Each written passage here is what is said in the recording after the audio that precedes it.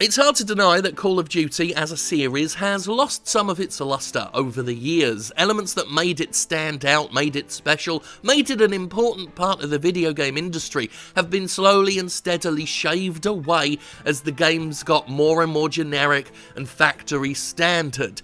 And the most notable shaved element recently has been the removal of a single-player campaign in Call of Duty Black Ops 4. Now for me, single player was a highlight of the Call of Duty series. I loved their story modes. They weren't always the most deeply written of narratives, but they had lots of set pieces, excellently paced level design. Some of the levels are incredibly memorable and really take you on a journey. They were just a lot of fun for me to play and enjoy, but now they're gone. However, before we lament, before we get distressed, before we signal the end of the Call of Duty series as we know it, we must first celebrate, because Activision is bringing stuff back. Yes, things that were missing in Call of Duty Black Ops 4, they're back. They're back, gang.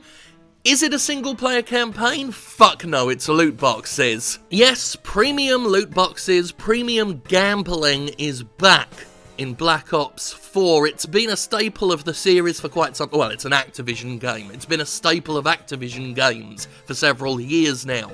And they've been arriving in the Call of Duty series at different points after a game's launch. And they keep getting called different things. Supply drops. In Black Ops 4, they're called cases now. If you keep changing the name of them, you keep shifting what they are, and you keep your audience confused. We've talked in the past about the Confusopoly concept and how the game industry tries to bamboozle people by throwing so many different plans and names and schemes and ideas and pre-order bonuses and charts for release dates at people. They don't entirely know what it is they're buying. Or in this case, staggering the release dates of microtransactions, which they already did in Black Ops 4, and now loot boxes. Now that people have been playing Black Ops 4 for a while, they're invested in its economy, it's a good time for Activision to seize upon them and try and wheedle more money out of them with gambling. It's all quite predatory. Well, I mean, it's very predatory, but that's the Activision way. It's been a while since I've offered this reminder, but I would like to remind my viewers once again that Activision Blizzard is the exact same company that released Call of Duty 4 Modern Warfare, added microtransactions to it, and also sold the DLC for it separately with a price hike compared to its original release. The DLC wasn't part of the basic purchase, which is something we've come to expect from pretty much every other remaster. No. Portioned off, resold, price hike. That's Activision, the same company that benefits tremendously from an offshore tax haven in Holland. And I know I've brought that up many times before, but I will keep bringing it up because Activision doesn't pay its dues on almost any product it sells. Also, we have a new addition to the reminder pile when it comes to Activision's past sins. We must, of course, always remember now, in perpetuity, the recent news that Activision Blizzard laid off nearly 800 workers at the exact same time it was boasting about record revenue because it was trying to keep its short-term gains going. Now, can we take some time to talk about the fact that loot boxes are being introduced to Black Ops 4 in an update titled Grand Heist?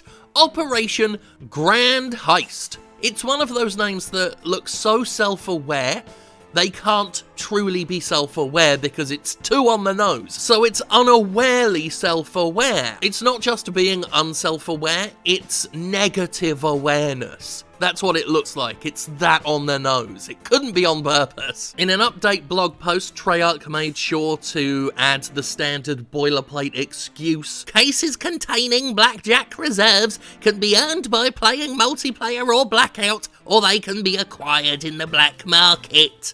They don't even think about that excuse they use anymore. They used to couch that excuse in so much self-justification. They used to deliver the whole "it can be earned in-game" excuse with so much hand-wringing and so much preemptive arguing. Now it just rolls off the tongue because they're so used to perpetuating the lie that microtransactions are just optional and that loot boxes are just there for player choice and that you can just earn everything in-game without mentioning how grindy they may have made said game, how unfun they've made it without additional purchases. And if there's any game that doesn't deserve the benefit of the doubt, it's a Call of Duty game, and it's Call of Duty Black Ops 4, a game that's already been blasted in the past for being interminably grindy, for having an unrewarding system, for having a total fucking con job of a Battle Pass ripoff. These games are designed to feel unrewarding on purpose. They're supposed to give you drip feed results, so you're often more frustrated than satisfied with the rewards you're getting, so that you get hungry for more. It's all quite predatory.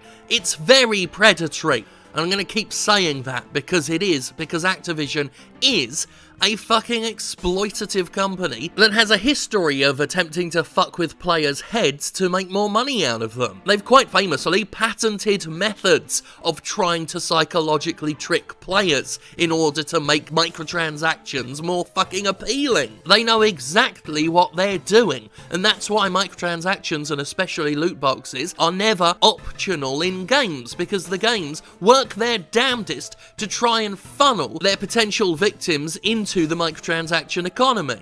And they will do that at the expense of the game. Activision now thinks nothing of producing lower quality games, less fun, less entertaining experiences that you have to pay extra toward to feel suitably rewarded. And I will keep pointing out the lack of validity that the "you can earn everything in-game" excuse has every single time it's trotted out, because the game industry hasn't stopped perpetuating that myth, that bullshit, over years and years and years. So it needs to be shouted down at every turn, because it's bullshit, and it relies on you only taking the exact words being said at face value for it to work. Because it is all technically true that you can earn the items in-game, but just focusing on that basic fact ignores all of the important context surrounding that fact. The most important piece of contextual information, of course, being that Activision Blizzard is trash. Fucking trash. And what gets me the most about these economies and these Call of Duty games is how temporary it all is. Because it's one of those games that has annualized sequels, yet still wants to be a live service. You know, you dump money into something like Warframe, Fortnite, Apex Legends, which I've been playing the shit out of. If you end up dumping money into those games, at least they're designed to have pretty damn long tails. They're not designed to be replaced a year later. Well, we'll see. It's touch and go with Apex Legends. We'll see what EA demands from it in future. But ideally, a live service is an ongoing service that's live. But annualized sequels make old news of previous games, and you're expected to move on, and many people do. Sure, there are people playing on the older games. I would imagine so, especially if they blew a wad of money on them. But the player base largely moves on. So these are games that want players spending on them in perpetuity, while also giving them pretty much a time limit to do it in before the new hotness comes out. And these are two conflicting elements as far as I'm concerned. They're conflicting elements that are only contributing to the saturation of the live service idea. And it's happening because AAA publishers have stumbled upon a new market trend which they're exploiting the shit out of until the money runs dry, which they've done time and time and time again.